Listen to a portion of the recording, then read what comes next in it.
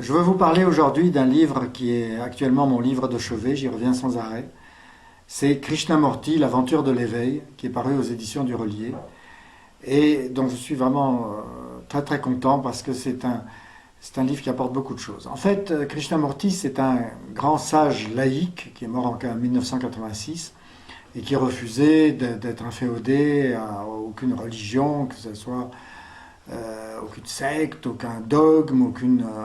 rien du tout, et il avait un message de sagesse fort. Il a publié des dizaines de bouquins, il est vendu dans le monde entier, c'est vraiment un très très grand, pourrait-on dire, conférencier du temps de sa vie et auteur de best-sellers.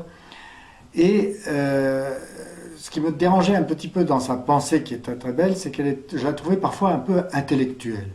C'est-à-dire qu'il avait des grands raisonnements en spirale, tout à fait passionnants, mais que je trouvais personnellement un peu longs.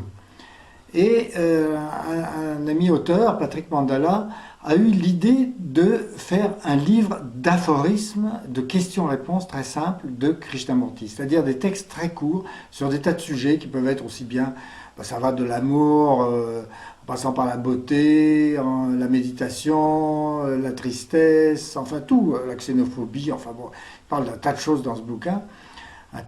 tous les thèmes possibles et imaginables sont abordés, mais simplement sous forme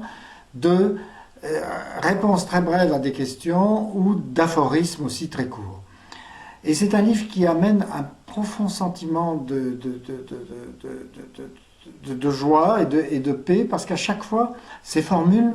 qui ont été choisies là sonnent incroyablement justes, résument en quelque sorte sa pensée, et forment une synthèse formidable de cette sagesse que cet homme véhiculait à travers le monde entier. Donc voilà, Krishnamurti, L'aventure de l'éveil, aux éditions du Relier, des textes courts choisis, c'est admirable.